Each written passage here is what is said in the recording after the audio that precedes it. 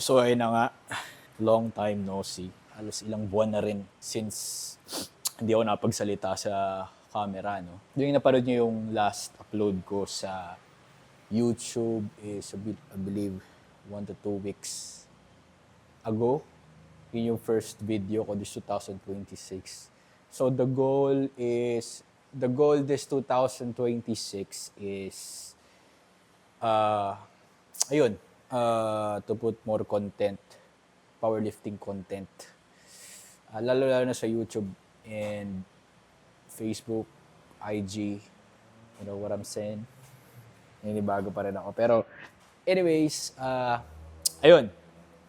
So ayun today, every primary, siguro may mga vlog na mangyayari kapag, for example, dayo, tapos, secondary lang or accessories, pero mainly primary days. So usually, ngayon ang primary days ko Friday kasi tag dito, parang feeling ko mas prime ako pag Friday. So, to give you a, para lang malaman nyo yung training split ko 4 times. So, meron akong tertiary squat bench ng Monday, then accessories. Then meron akong sa Tuesday, sinusundan ko agad ng Tuesday. Parang ginagawa ko yun para, kasi usually pag first day of training ko, parang may soreness pa ako nung last week's SBD, primary SBD. So medyo, parang pawala na yung DOMS pero meron pa rin. Tapos, para ma-prime si secondary ko, kailangan kong idikit. Actually, na-discover ko yun last block. Okay lang naman hiwalay, pero parang mas feeling ko mas napaprime ako pag magkadikit yung tertiary at saka secondary squat ko. Then, rest ako ng Wednesday. Then, Thursday, meron akong pang ilan na yun? Kasi apat na beses ako mag-bench. Oh, by the way, mali ako. First day, tertiary squat, quaternary bench. Then, Tuesday, secondary squat, tertiary bench, then secondary deadlift. Then Wednesday, rest. Thursday, yung secondary bench ko. Then accessories yun. Then Friday. Kaya ako dinidikit yun kasi gusto ko rin sa bench ko is magkasunod. Parang ganun din sa squat. So, para ma-prime yung tertiary ko, kailangan yung quaternary at saka yung tertiary ko magkasunod. Mag-rest ako. Tapos yung secondary ko at primary ko na bench is magkasunod dapat. So, kung naguguluhan kayo, basta yun na yun. Maganda din yun kasi, for example, worst case scenario, may mga biglaang lakad. At least, di ba, hindi man ako makatraining ng Friday, meron pa akong Saturday. Hindi man ako makatraining ng Tuesday, meron pa akong Wednesday. So, para medyo flexible din pag may mga biglaang lakad. So anyways, ayun, yun na nga, tawag dito, wait nga, nag-record ba? Pusang gala yan. Mamaya, salita ako ng salita dito, hindi nag-record no? Ayun, yan, medyo madilim, lagyan natin ng ilaw. Goal nga this 2026 is maging consistent sa pag-put up ng content, powerlifting content. Again, going full circle again ako na kung bakit ako nag-start ng vlog before is to document lang naman. Dati na-document ko yung bodybuilding era ko. Ngayon, syempre, ma-document yung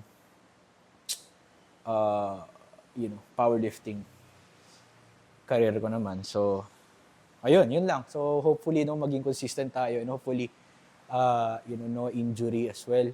And, yung drive sa powerlifting be consistent throughout the year. Then, ano pa ba? Ayun, ano ba ma-expect this 2006? Oh, also, syempre, clothing line natin, RPE. Sa mga di nakakaalam dyan, meron tayong website ng RPE. PHE, papap up ko sa screen kung paano kayo mag-check out. So, normal na checkout lang. And goal din this 2026 RPE. Expect nyo every month may bago tayong release, limited release. So, hopefully maging consistent tayo dun sa sa monthly release natin ng RPE shirt, RPE clothing in all. Then, ano ba? Ayun, L1 Philippines. Lift. Code RPE05, tuloy-tuloy pa naman din yun. Suporta natin. And lahat ng local brand sa Pilipinas, Off-Gear, no? Shoutout kay Liam. Sana makapunta ako dyan sa opening. May opening siya ng gym eh. So, looking forward ako doon. Hopefully, makapunta tayo doon. Pero, hindi pa sure. Ilocos kasi medyo malayo. Tapos, ano ba? And, also, since documentation naman to ng buhay ko, mamaya ako napapakita yun bago tayo mag-training. Hindi, mamaya na pagkatapos ng training, papakita ko sa inyo kung ano pa yung isa pong bago kong kinaaabalahan. Actually, parang magto 2 months na ako nang ginagawa to, pero mamaya papakita ko sa inyo. Training muna tayo. Then, ano ba? Ano ba yung mga trip? Yun, yung bago nating business is yung PrepX. So, medyo nasa trial stage pa kami. So far, nakagawa na kami from end of 2025 hanggang ngayon. Nakakagawa na kami ng 5 batch na ata. So, how to order, medyo hindi ko pa na-build na maayos yung yung website yung page namin doon. So, just to give you a background dun sa PrepX na yun, ipapop out ko yan. So, basically, tawag dito, hindi talaga ako hindi sa akin yung idea. Shoutout kay Arvin.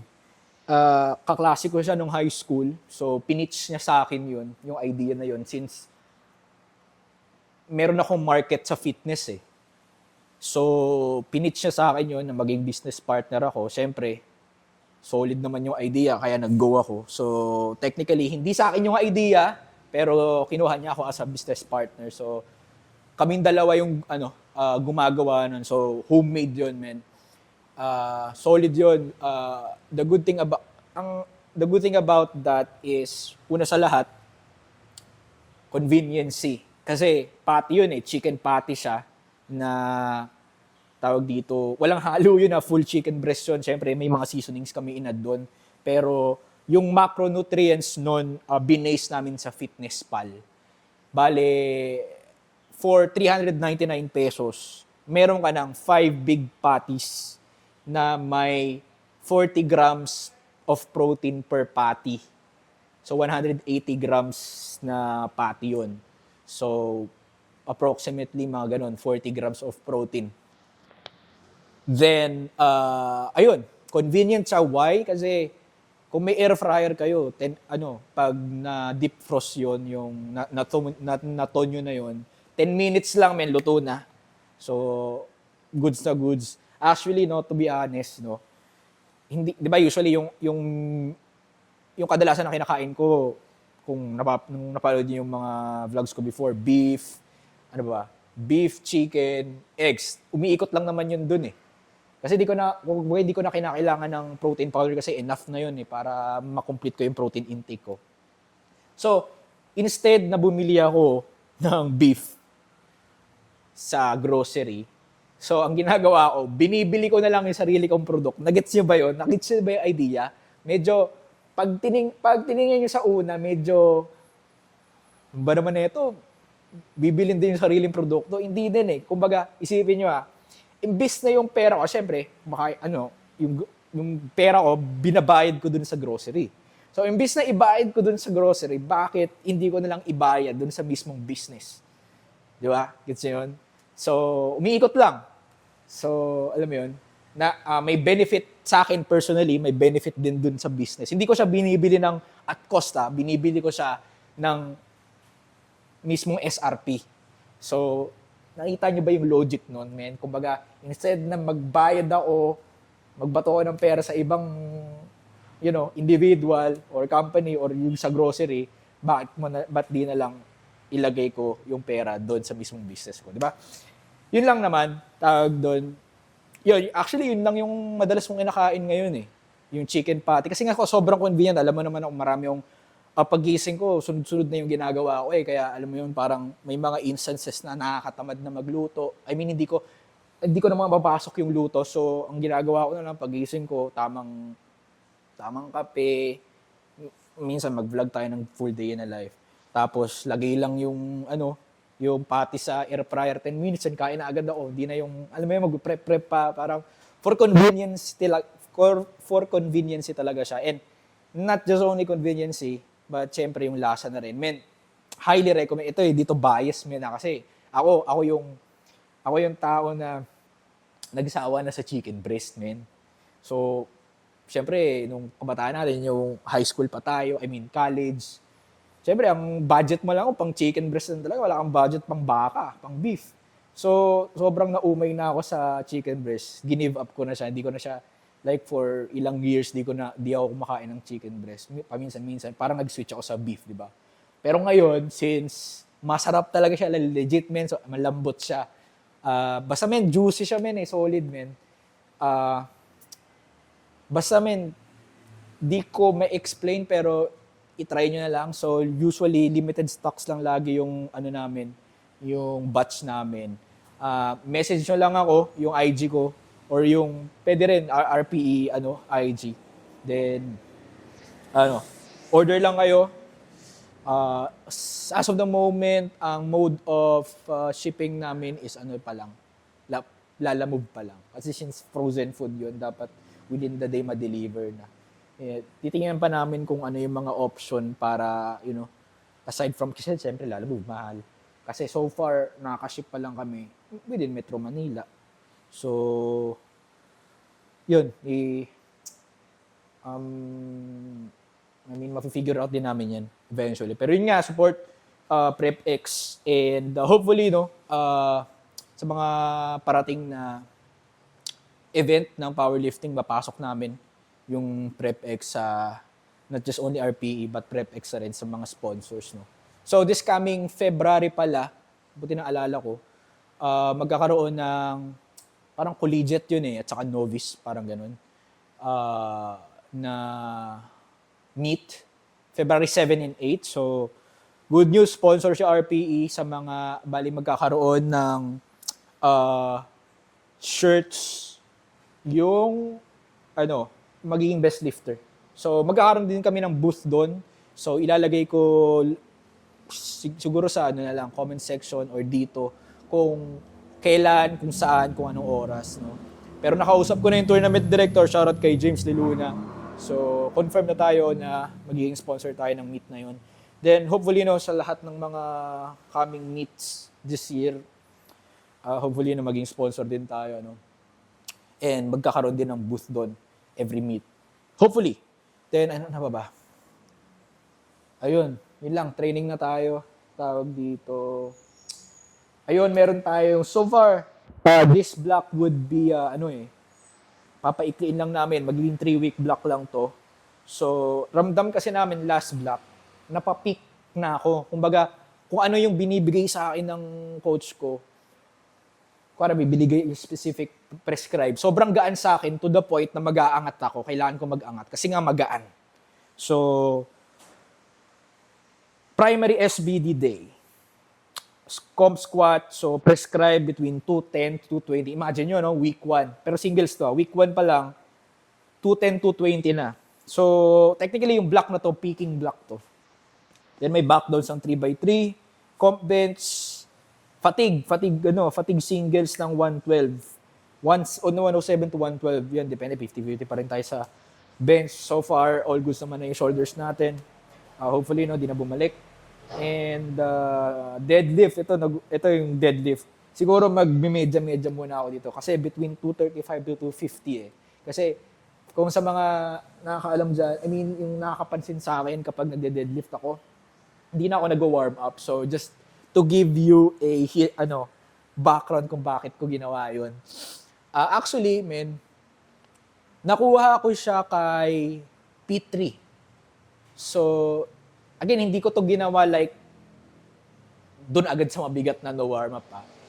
Gumawa ako ng parang thesis na ito last year na every secondary ko, syempre, usually, secondary, magaan lang. Every secondary ko, tinatry ko after ng squat bench, pag nagde-deadlift na ako, di na ako mag-warm up yan, rekta na ako sa working set. So, eventually, basta pinogress ko yon to the point na umabot ako ng 255 dun sa mock meet. Kung nakita nyo yung mock meet na 255, pero naka-strap naman yun. Walang warm-up yun.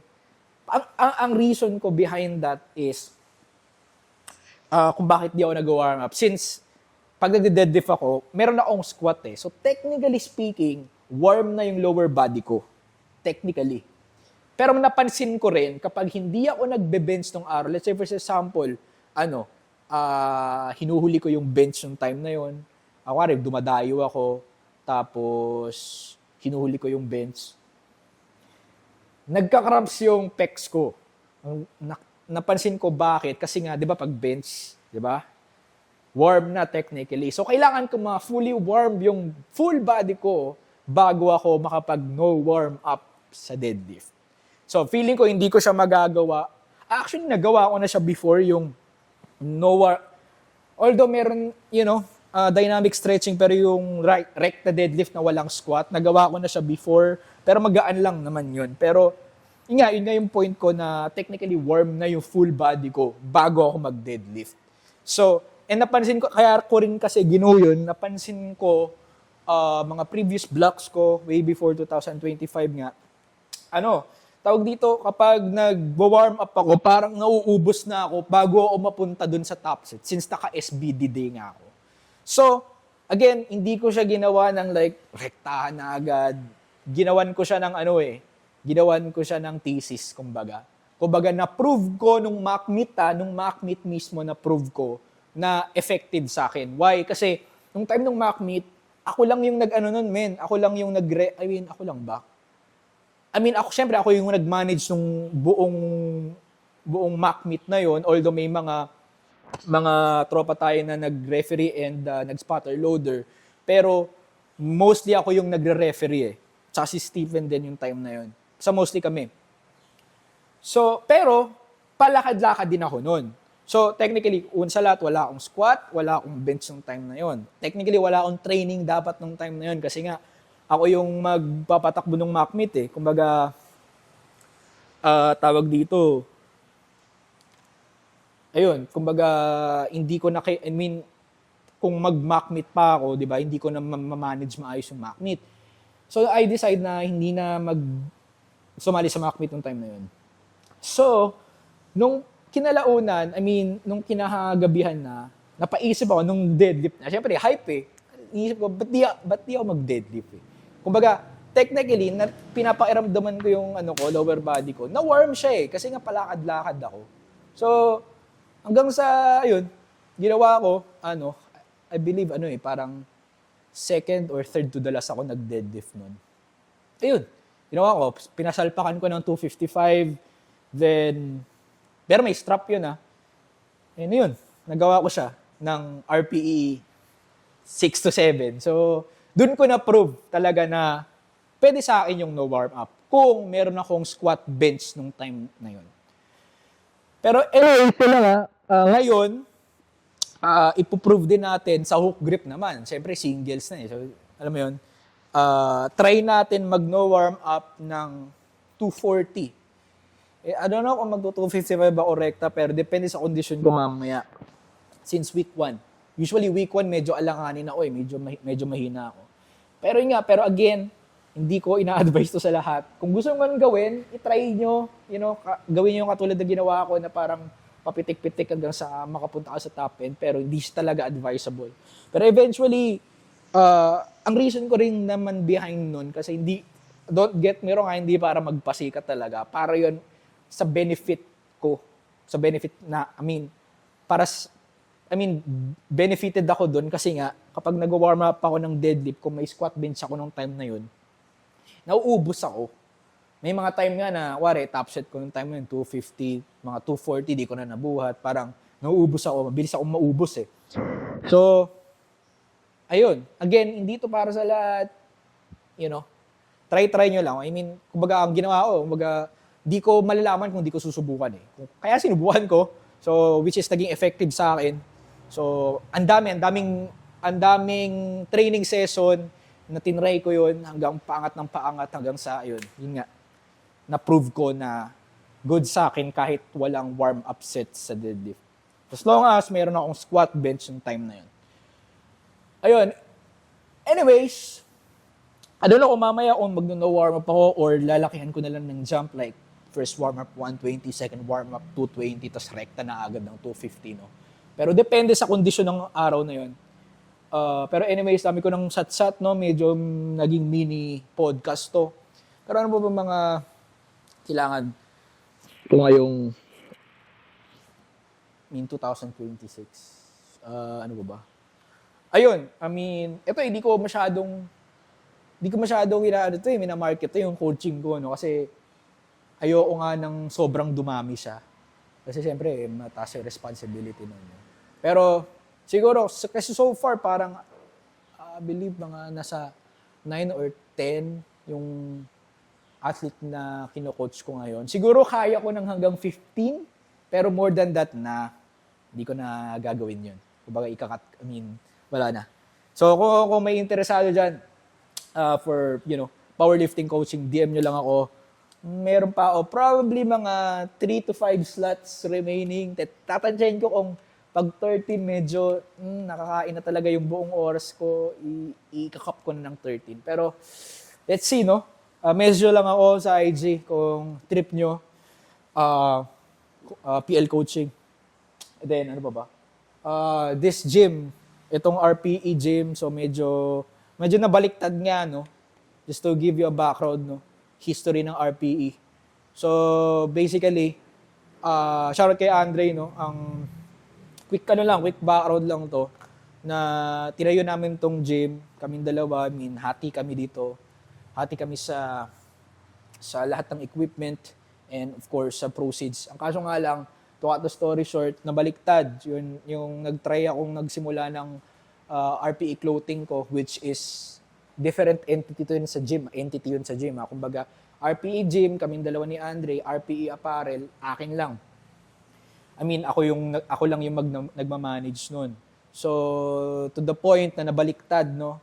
Naging main na yung RPE clothing, which is good. Pero, hopefully, may plano pa naman din kami dito sa RPE gym. So far, be honest with you, madalang na lang ang nagtitraining dito simula nung